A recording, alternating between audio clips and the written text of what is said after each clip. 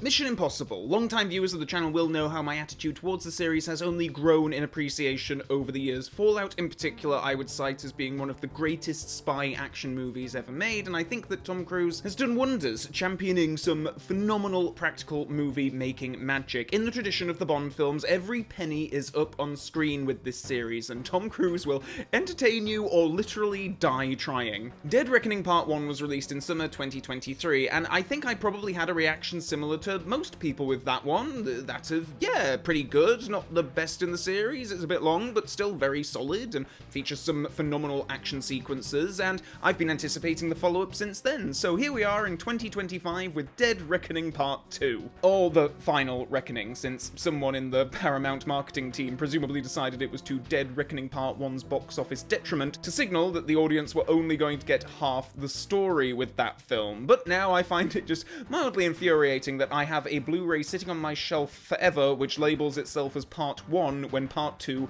will never come. Can we petition for the Blu-ray for the final reckoning to come with a reversible cover with Dead Reckoning Part 2 as the title on the other side, just so that my shelf looks a bit more complete? Good evening, Mr. Hunt fans. I have just gotten out of a screening of Mission Impossible: The Final Reckoning. Potentially the final Mission Impossible film starring Tom Cruise as Ethan Hunt, and we'll get to talking about that in a bit more detail later on. But yeah, I mean, I've been looking forward to this one. I've reviewed each of the films in turn on this channel, and I think you will find that despite my somewhat shaky feelings about the first two, from 3 onwards, I have either really liked these films or indeed loved these films. I am something of a convert to this series, as well as to Tom Cruise himself, quite frankly. He was an actor that I was never particularly fond of, but over the years, like in these films in particular, I've really seen a lot to love in what he brings to the screen in these things. So yeah, I was really looking forward to it, and then some of the early reviews, reactions I was seeing online to people who'd seen it just prior to the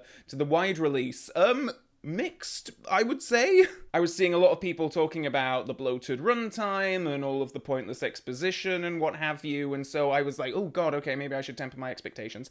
And then the Rotten Tomatoes score came up, and again, I don't go by Rotten Tomatoes. I don't choose to see or not see a movie based on what the percentage is on that site, but the percentage was actually really good, so I was like, oh, okay, maybe the algorithm, maybe the AI has been throwing me negative reviews of this film for whatever reason, when actually it seems like most people are enjoying it. So I guess I still went in with somewhat high expectations, and I've come out somewhat mixed in opinion, quite frankly. We're gonna get into talking about it, starting with the main criticism that I've seen of the film, which is that the first act, I've seen some people cite, I would cite the entire first half of the thing, and this is a near 3-hour long film, so I'm talking about an hour and a half of runtime, which really did test my patience to the point of like, okay, how much exposition, how many characters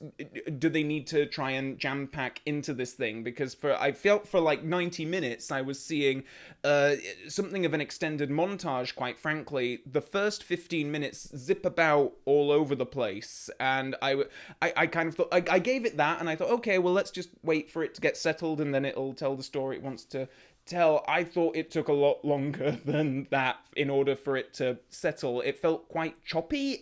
In a weird way, it felt like kind of like how The Rise of Skywalker felt. That's the best thing I can cite for this, in the sense that it felt like the first half was telling the story of a middle film of a trilogy that didn't happen, or something like that, and then the second half of the film is the third act of like a 3-film arc. I say that obviously knowing that The Rise of Skywalker was the third film in a trilogy, but it felt like a lot of the creative choices in the first half of that film were trying to kind of undo elements of the film that came prior, and in a similar way, I think maybe this, I don't know how conscious it was with The Final Reckoning, but I found it quite similar, and I do wonder how much of that was potentially in response to the fact that, yeah, Dead Reckoning Part 1 was made as a part 1, and yeah, sure, it didn't perform as amazingly at the box office and with the, critical reception as Paramount hoped, so I don't know how much of the first part of this film they felt the need to retcon or over-explain things so that an audience member coming into this film for, having not seen Dead Reckoning Part 1 could just roll with it. And indeed, for the most part, I felt like I was actually quite disappointed up until going into the film, because I had hoped to rewatch at least Dead Reckoning Part 1 before going into this. I wanted, knowing it's probably going to be the final Mission Impossible film, Tom Cruise in this series, I wanted to marathon them and stuff, and then I just ended up not having the time for whatever reason. But particularly with Dead Reckoning Part 1, I was like, oh god, I really hope I'm not going to have missed anything. But there is so much montage, there is so much exposition, there are so many clips, quite frankly, of, well, all of the previous films in the series. I think every single film has representation here. I saw Anthony Hopkins' face pop up in one particular montage, and I was like, oh wow, okay, we're going into Mission Impossible 2, which does sort of sit outside of much of the rest of the series. I think it is kind of the black sheep, but no, there is an attempt here to tie everything together. And if you're familiar with my review of the likes of No Time to Die, you'll know I'm not necessarily a fan of when a series tries to tie everything that came before together retroactively, but yeah, we'll get into it. However, I'm aware that I'm ways into this video right now, and this may be sounding incredibly negative. The second half of the film is pretty phenomenal. Like, starting from when there's this whole sequence where Tom Cruise has to go into a submarine, and literally I was like on the edge of my seat, breath held. Like, what they do in that sequence is just phenomenal. I've seen plenty of films where people are swimming through a wreckage or what have you. Tomorrow Never Dies. This is a Bond channel, so Tomorrow Never Dies obviously springs to mind in that regard. This film took it to the next level, I thought, in terms of, like, well, the sub is like tilting in parts, and there's like these air pockets like throughout the submarine. So even though he's at a great depth underwater and in his scuba gear and stuff, and he's going in and out of the water and stuff, and as the set is turning, he's sort of having to reconfigure. I loved that whole sequence. I thought it was a really unique take on that kind of setup, and like I said, I was just like holding my breath. Like, I thought it was just phenomenal. And the whole climax, this isn't a spoiler because you see the plane on the movie's poster, for goodness sake, and in all the trailers, in fact, so you know it's coming. You probably already know it's going to be the big action climax, but the whole biplane sequence, again, just one of the best action movie climaxes I think I have ever seen. It is a phenomenal piece of work. Tom Cruise obviously doing a lot of his own stunt work in it, like literally just hanging off these planes that are like flying around in the air, and the choreography of it, I can't begin to imagine how long it took to piece that whole thing together, to prepare it and all that. Just a phenomenal piece of action filmmaking, quite frankly. And it you know what, it is a long film, 3 hours long. Like, you are getting into like epic territory with that. And as much as the first half did feel like a big old exposition dump, pacing-wise, I didn't feel the length. I was sat in that cinema, like, I'm the kind of person who gets to the cinema before the trailers even start, because I like to get into my seat, and I don't like to be sort of, once the trailers have started and it gets very dark and stuff, I don't like it necessarily having to get phones out to like find my seat and what have you. So I was sat in my seat for what was it, like, there was 30 minutes worth of adverts on this thing. I was sat in my seat for what, 3.5, 4 hours kind of thing. Never once did I feel bored. I'll say that. Frustrated, yes. Annoyed, yes. But never bored. And the submarine sequence and the biplane sequence were frankly worth the cost of admission alone. Like, those two things are, I think, why people should go and see this film on, the biggest screen you can. I did see it in IMAX. It wasn't at the big BFI IMAX, with the biggest screen in the UK, but just at my local cinema, because they have an IMAX screen there. And you know what? I'd never seen a Mission Impossible film in IMAX before. I felt very aggrieved retrospectively that I did not go to the cinema to see Fallout in IMAX, and so I thought, you know what? This is the last one. I'm going to go, and it's going to, I'm going to get that experience. And it was phenomenal, frankly. There was a bit, actually, I loved it, where because the aspect ratio like opens up. Like, I love how it did it in Fallout when just before Ethan jumps out of the plane. I thought it was a really incredible moment. This movie has it might even have been my favorite of these kinds of movies where they do sort of transition the aspect ratio open, because Ethan, like, he turns this lever or a crank or something, and the aspect ratio like and then like with his like turns of the thing, and I thought it was cute. I thought it was a really, really nice touch. But yeah, I thought that the opening, like, there was so much in it that I thought, like, could this not have been condensed? Like, could this not have just been so someone could just say this in a line? There was bits like there was this whole bit about because he has to go under the water and find the submarine and everything, and we get this whole exposition dump from Simon Pegg about this decompression chamber that they have, and that they're going to meet him there and get this decompression chamber to sort him out when he comes up from the great depth. Okay, fine, yeah, whatever.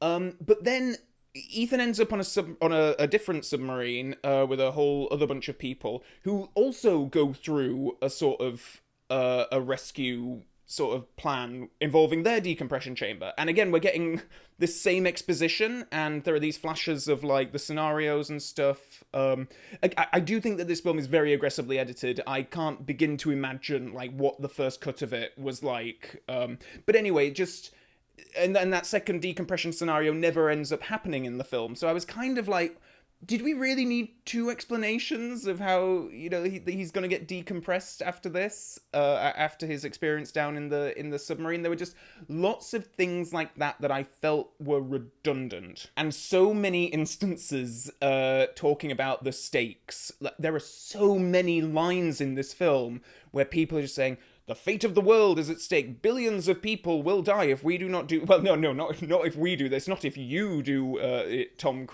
Ethan Hunt, sorry. But I'll get into that in a little bit. But yeah, just to talk a bit about Tom Cruise's Ethan Hunt. The man still got it. He'll have been like, what, 60 years old when they were filming this, I think. And bloody hell, like, just... phenomenal. Like, Frank, like the stunt work that he does in this and how convincing he is in those scenarios, and he really is. It's just, you know, it's movie magic, like seeing him do this stuff on screen. It's you know, he's a proper true movie star. He has gravitas, he has presence. I think he's a really good actor in this part in particular. Yeah, just, you know, a phenomenal star. And if this is his swan song for the Mission Impossible series, then, you know, good for him. Performance-wise, it's a great one for him to go out on. That being said, the eulogizing of the character / Tom Cruise, because I think sometimes it can be a bit interchangeable. Like I say, in relation to the stakes, there are so many instances. I looked at my watch at one point, because within the first 15 minutes of the film, you have 3 separate instances of characters talking to Ethan and going like,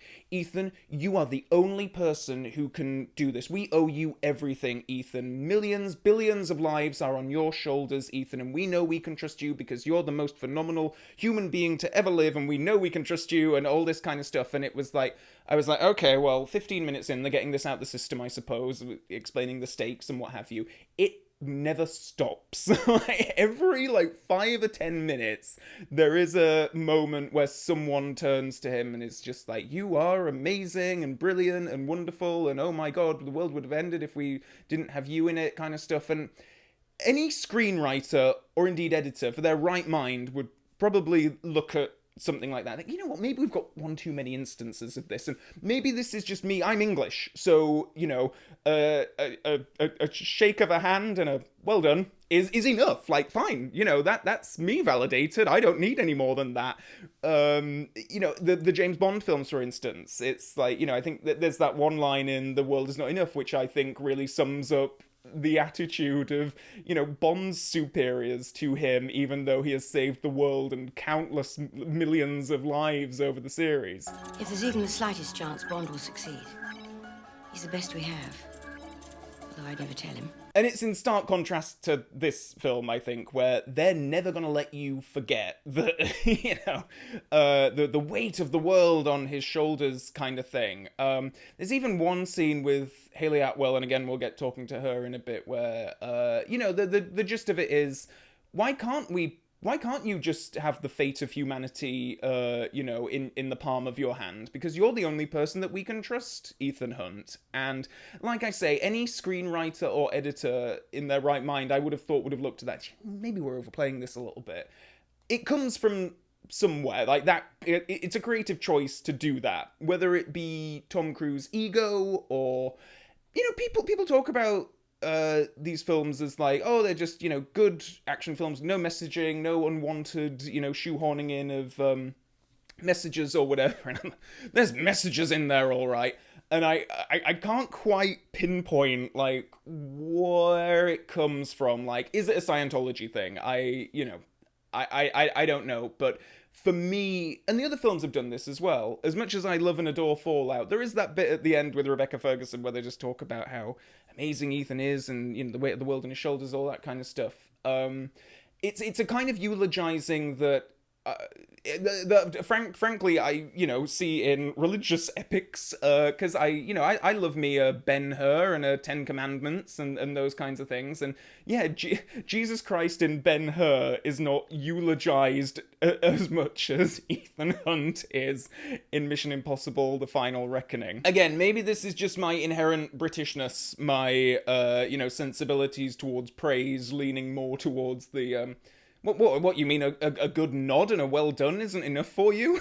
But do let me know in the comments below. I'm sure I'm going to get a lot of comments from people telling me that I'm reading too much into this. But I think it's there. I think it's there. And I'm curious to hear how other people feel about that. Because for me, it became intrusive. Overly so. Anyway, on to the supporting characters. Ving Rhames is back. I love Ving Rhames in these films. Simon Pegg is back. Also love Simon Pegg. And there's a scene towards the start of the film where, Tom, Ving, Simon are all on screen together, and I loved it. Like, just seeing the three of them in a scene together, just chatting, like, doing the thing. This is only, like, 10 minutes into the film or whatever, but it was before I was sort of wary of all of the exposition we were getting. And they are just talking about exposition for the most part, but just seeing the three of them together on screen is just such, like, a movie magic kind of thing. And Ving isn't in the film all that much. I'm assuming that the actor has some mobility issues, or maybe it's just his age, I don't know, but he has become more and more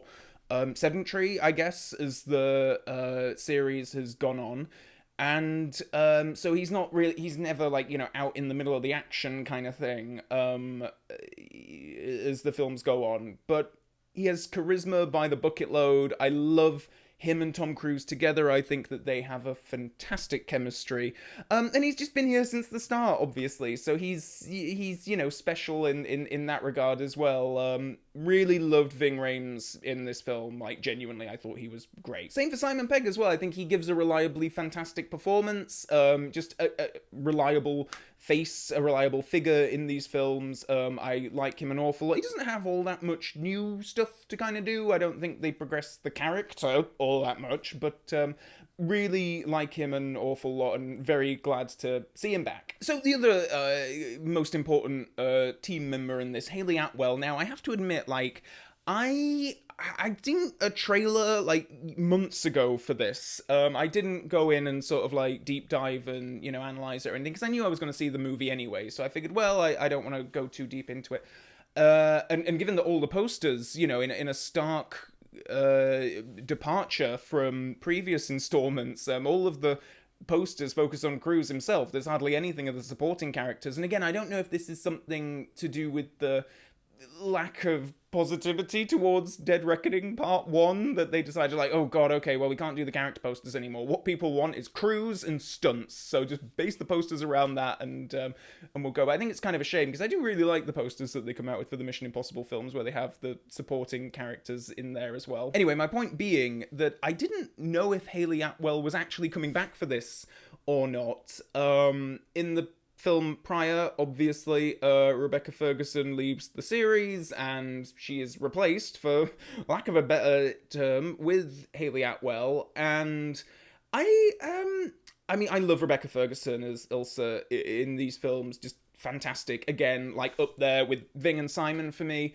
Hayley Atwell, I don't really take to the character all that much, I have to say. And I find the her and Ethan romance, I guess, I find it strange. Like, and again, I feel like they had this a little bit in the previous film, with Ilsa in that, where it's kind of, they have these scenes where it's, for all intents and purposes, it's romantic, right?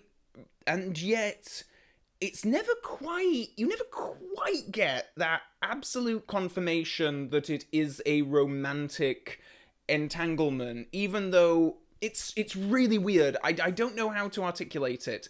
So much about how the scenes are shot, how they're written, what have you, it wants to make you think that there's some kind of romantic interest here, and yet this is perhaps a mild spoiler for the final reckoning, but I don't believe that there's a point in the film where the characters, Hayley Atwell and Tom Cruise's characters, where they kiss romantically.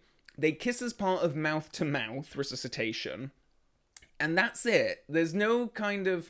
And they're lying together on a bed-like, thing at one point. And again, it's sort of like, oh, they're sort of behaving a bit like a couple, but it never quite goes there. And I don't know if this is something because, like, I was thinking, like, did Ethan get a divorce from his wife? Or, like, was their marriage annulled? Or because they think he's dead or she's dead or something? But is it, like, a thing of, like, they don't want him to seem like he's being unfaithful, even though he is only legally attached to his wife? Like, they dealt with all of that in Fallout. But I find it strange that they sort of half go for a bit of a romantic entanglement, and yet it never quite, or maybe it's as, maybe they are just conscious about Cruise's age and the age gap between him and the leading ladies, and maybe they just don't want to go near that because they feel like, it might be, people might not like it. I don't know what it is, but it's just a creative choice for these films that I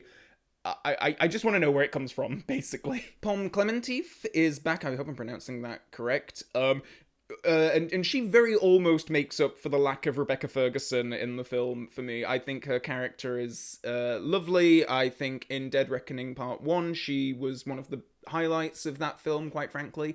And I was happy to see her along for the adventure this time. I really like that she's here. Isai Morales, again, I hope I'm pronouncing that correctly. He's back as the villain, and, he's the villain, but it's the AI that's the villain. But the AI doesn't have as much of a presence as I thought it would. They have a scene towards the start where Ethan's communicating with it, and I thought it was going to make more of a point of coming back, but it never really does. Because I felt like the first film was sort of setting it up as a character, and here it feels more like it is just a tool being used by other factions. So Isai Morales is, for all intents and purposes, the main villain, and he's fine. He's okay. I don't dislike him. Don't like him all that much. I still think that Sean Harris is the best villain that this series has ever had. Though Philip Seymour Hoffman in Part 3 as well. I like him very much. John Voight. John Voight. Oh, yeah, we need to talk about that, actually. There's this one character in the supporting cast who actually, you know what? I've not...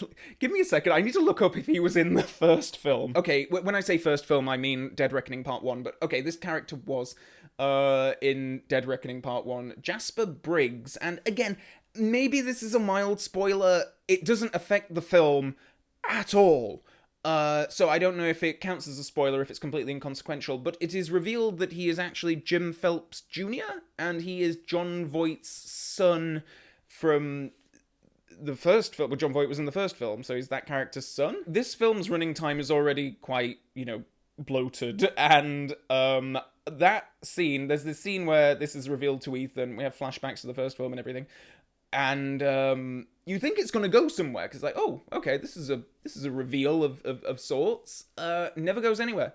never referred to again, I don't think, at least. It's, I suppose it adds a bit of texture to the two characters' relationship. I guess that's what it's there for. Maybe in some version of the script, it had more of an impact on the story. Maybe if you're a huge fan of this series in a way that I'm not, maybe it means something more to you, and in which case I wouldn't want to take it away, because I know that Jim Phelps is, I've never seen the original TV series, but I know that that character has roots there, so maybe this is something for the long-term fans. Maybe this is an Easter egg in that respect. I don't know, but I just thought it was quite strange that we had this scene talking about this in a film which needs a little trim or two, and that stuck out to me as a bit like, well, you can just trim that and nothing really changes.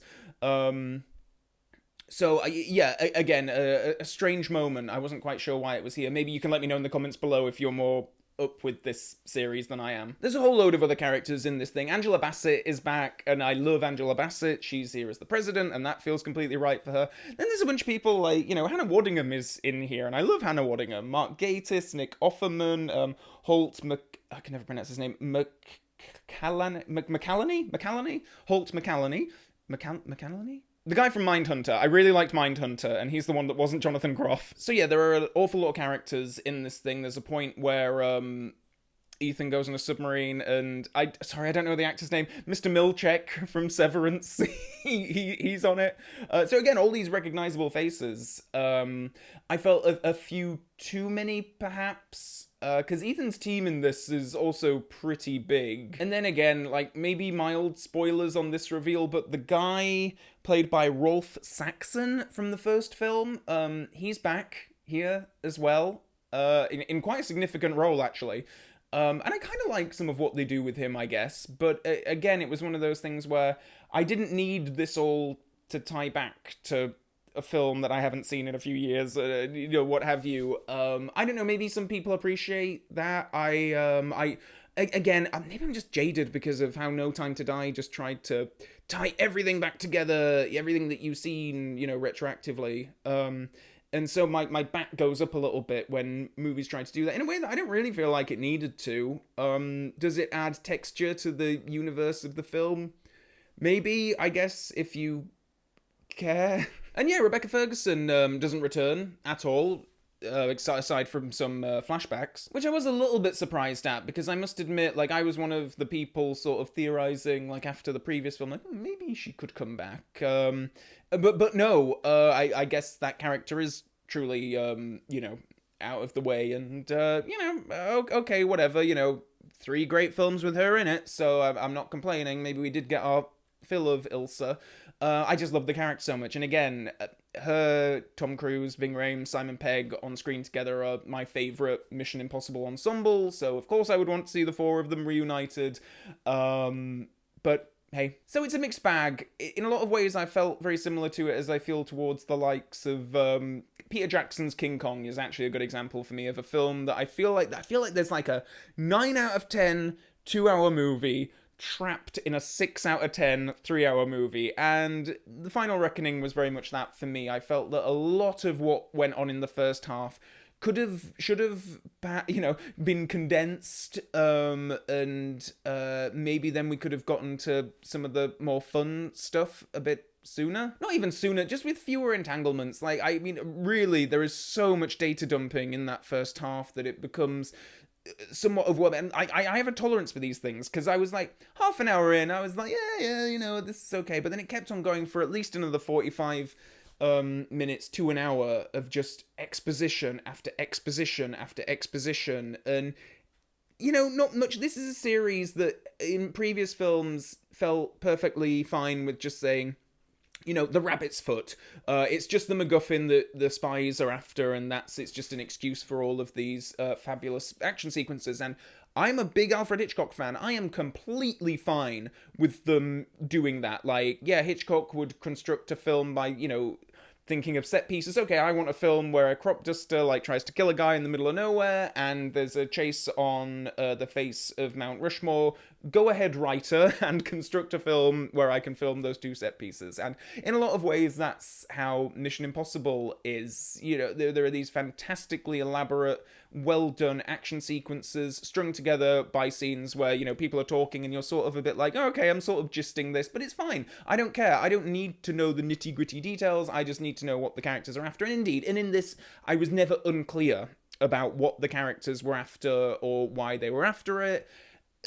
And yet, I felt like there was maybe a bit too much exposition. So, will this indeed be the final reckoning, or will we have...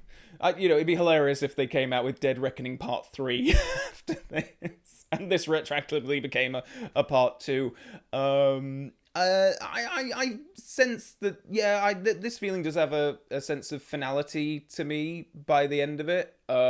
Whether or not the future series, you know, if this makes a lot of money, Mission Impossible is still a great brand name. I would be very unsurprised if they didn't try to keep it going with a different actor somewhere down the line, whether or not they'd go with an all-out reboot, whether or not they'd keep it in the same universe and maybe a character from this series, you know, would come back as a mentor or whatever, Simon Pegg or Haley Atwell, who knows. But it did feel somewhat final from a Cruise perspective to me. So I think, yeah, if you've enjoyed any of these films, then I think, yeah, definitely go and see it. It's probably going to be the last time you'll get to see a new Mission Impossible film starring Tom Cruise as Ethan Hunt on the big screen. And as I say, the submarine sequence, the biplane sequence, phenomenal. Absolutely worth the cost of admission. Loved those sequences to bits. The rest, not the best. I would need to do a big, fuller rewatch of the whole series to do a proper ranking, I think. But loosely, Fallout is still easily at the top of the list. Love that film so much. After Fallout, there's probably going to be a bit of a toss-up. This is why I'd need to rewatch the films again in a closer succession. It would be a bit of a toss-up between Rogue Nation, Ghost Protocol, Mission Impossible 3. I really like all three of those films. I think they would be contesting for second, third, and fourth place. Then it would probably be Dead Reckoning Part 1. I liked that film well enough. Then it would probably be a toss-up between Mission Impossible 1 and The Final Reckoning for that sixth and seventh place. But still quite firmly at the bottom for me is Mission Impossible 2. I you know, that's probably the only film in this series that I would say that I disliked.